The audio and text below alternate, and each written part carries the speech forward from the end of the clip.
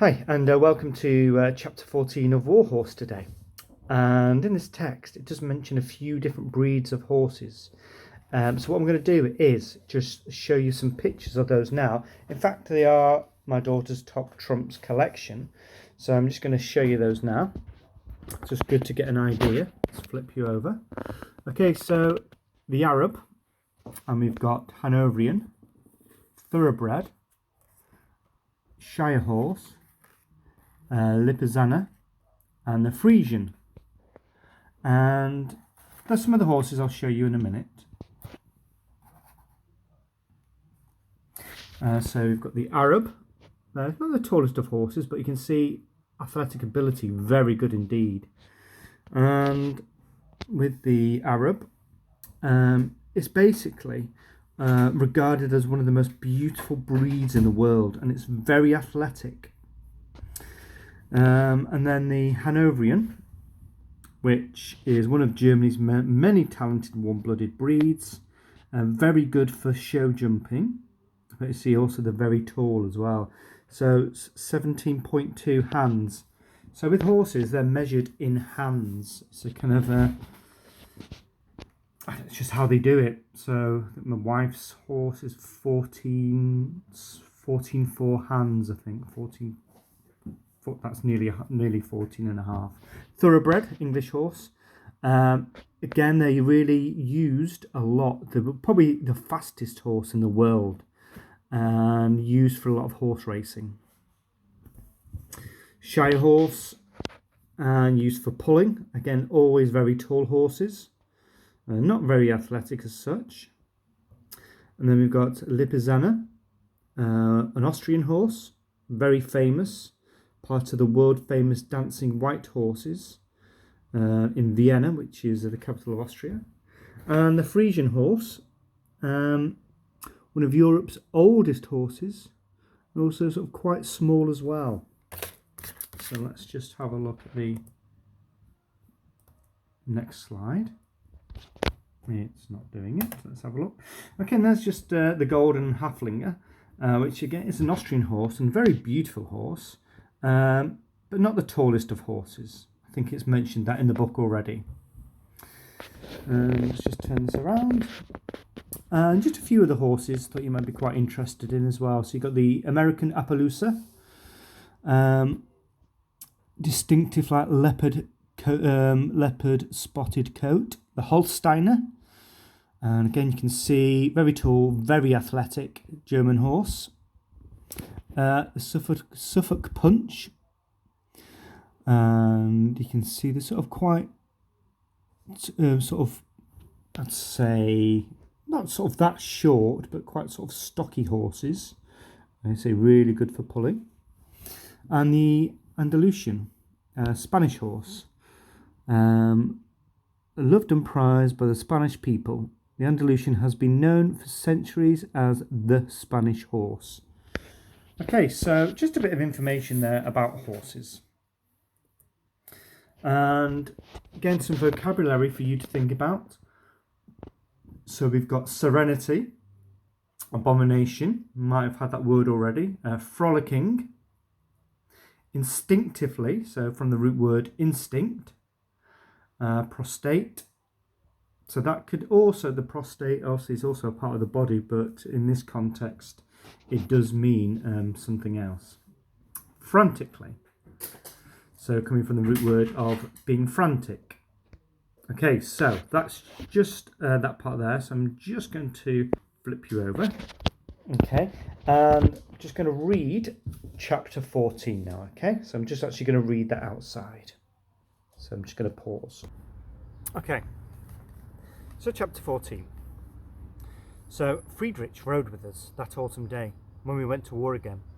The gun troop was resting at midday under the welcome shade of a large chestnut wood that covered both banks of a silver glinting river that was full of splashing, laughing men. As we moved in amongst the trees and the guns were unhitched, I saw that the entire wood was crowded with resting soldiers, their helmets, packs and rifles lying beside them. They sat back against the trees smoking or lay out flat on the backs and slept. As we come to expect, a crowd of them soon came over to fondle the two golden halflingers. But one young soldier approached Topthorn. So remember, the golden halflingers were sort of considered, very sort of attractive looking horses. And approached Topthorn and stood looking up at him, his face full of open admiration. "Ah, now there's a horse," he said, calling to his friend. "Come and look at this one, Carl. Have you ever seen a finer looking animal? He has the head of an Arab. You can see the speed of an English thoroughbred in his legs, and the strength of a Hanoverian in his back and his neck. He has the best of everything." And he reached up and gently rubbed his fist against Topthorn's nose. "Did you ever think anything else except horses, Rudy?" said his companion, keeping his distance. And as we've learned previously, the Germans really like their horses. 3 years I've known you, and not a day goes by without you going on about the wretched creatures. I knew you were brought up with them on your farm, but I still can't understand why it's that you see in them. They're just 4 legs, a head and a tail, all controlled by a very little brain, but can't think beyond food and drink. How can you say that, Rudy? Just look at him, Carl. Can you not see there's something special? This one isn't just any old horse. There's a nobility in his eye, a regal sonority about him. Does he not personify all that men try to be and never can be? I tell you, my friend, there's divinity in this horse, and especially in a horse like this. God got it right the day he created them. And to find a horse like this in the middle of this filthy abomination of a war is for me like finding a butterfly on a dung heap. We don't belong in the same universe as a creature like this. To me, the soldiers had appeared to become younger as the war went on, and certainly Rudy was no exception to this. Under his short cropped hair that was still damp from wearing his helmet, he looked barely the same age as my Albert and as I remembered him. And like so many of them now, he looked, without his helmet, like a child dressed up as a soldier. When Friedrich let us down to the riverbank, Rudy and his friend came with us. Topthorn lowered his head into the water beside me and shook it vigorously, as he usually did, showering me all over my face and neck and bringing me sweet relief from the heat.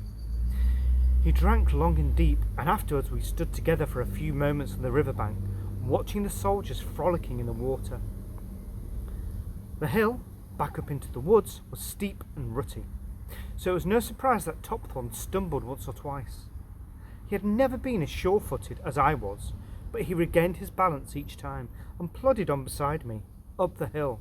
However, I did notice that he was moving rather wearily and sluggishly, that each step as he went up was becoming more and more of an effort for him. His breathing was suddenly short and rasping. Then as we neared the shade of the trees, Topthorn stumbled to his knees, and he did not get up again. I stopped for a moment to give him time to get up, but he did not. He lay where he was, breathing heavily, and lifted his head once to look at me. It was an appeal for help. I could see it in his eyes. Then he slumped forward on his face, rolled over, and was quite still. His tongue hung from his mouth, and his eyes looked up at me without seeing me. I bent down to nuzzle him, pushing at his neck in a frantic effort to make him move, to make him wake up, but I knew instinctively that he was already dead. That I'd lost my best and dearest friend. Friedrich was down on his knees beside him, his ears pressed to Topthorn's chest. He shook his head as he sat back and looked up at the group of men that by now gathered around us.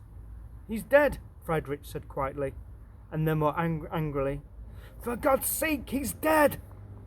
His face was heavy with sadness. "Why?" he said. "Why does this war have to destroy anything? and everything that's fine and beautiful." He covered his eyes with his hands and rudely lifted him gently to his feet.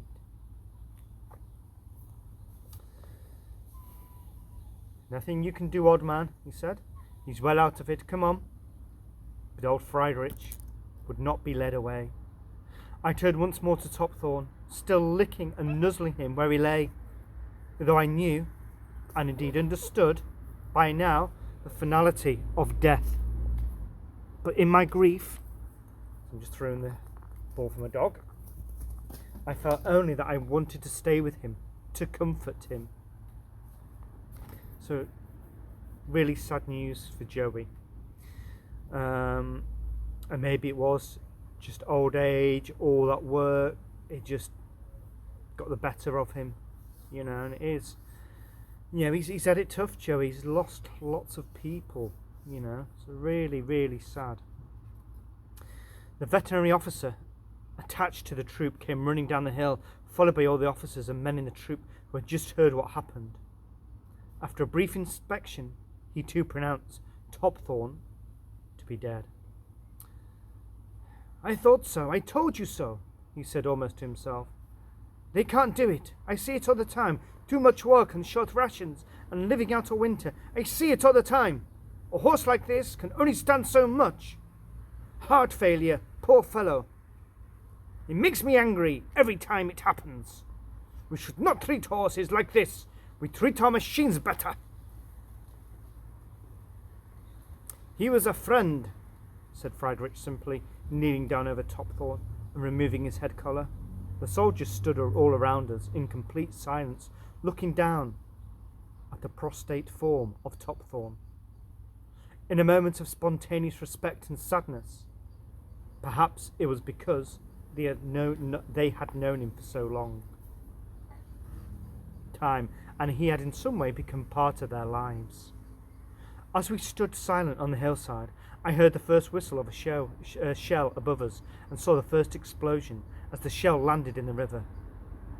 Suddenly, the wood was alive with shouting, rushing soldiers, and shells were falling around us everywhere. The men in the river, half naked and screaming, ran up into the trees, and the shelling seemed to follow them. Trees crashing to the ground, and horses and men came running out of the wood in the direction of the ridge above us. My first inclination was to run with them, to run anywhere to escape the shelling, but Topthorne lay dead at my feet, and I would not abandon him. Friedrich, who was holding me now, tried all he could to drag me away up behind the shoulder of the hill, shouting and screaming at me to come if I wanted to live. But no man can move a horse that does not wish to be moved. And I did not want to go. As the shelling intensified, and he found himself more and more isolated from his friends, as he swarmed away up the hill and out of sight, he threw down my reins and tried to make his escape. But he was too slow, and he'd left it too late. He never reached the woods. He was struck down only a few paces from Topthorne, rolled back down the hill, and lay still beside him. The last I saw of my troops were the bobbing white manes of the two Haflingers as they struggled to pull the gun up through the trees, with the gunners hauling frantically on the reins and straining to push the gun from behind. So, lots of sad news in that paragraph. We had, first of all, Topthorne, who passed away with heart failure. And then Friedrich, who seemed like a very nice person, who loved horses, and that he got basically shot or blown up. And it also just sort of shows you that, at the moment we're kind of looking at the German soldiers. And you can see that the German soldiers were just soldiers. They were the same as English soldiers, and they're just fighting a war, because they were told to. The Germans absolutely loved and adored their horses. You can see how desperately upset the Germans were. When Topthorne died, they were so upset. It was, and the explosions just changed everything. They were mourning the loss of Topthorne, and then suddenly back to war. And that was the reality of things. There wasn't any time to mourn for people, you know. That was it. It's gone. Move on. So, chapter 15. Joey's lost his best friend. And also lost another friend. Friedrich, she was looking after them. So just think in this chapter 15, how's that going to pan out for Joey then? What's going to happen? How's he going to feel? Where will he go next? Is he still going to stay in the war? Is he going to be depressed? Have a think. Write down your ideas. Thank you.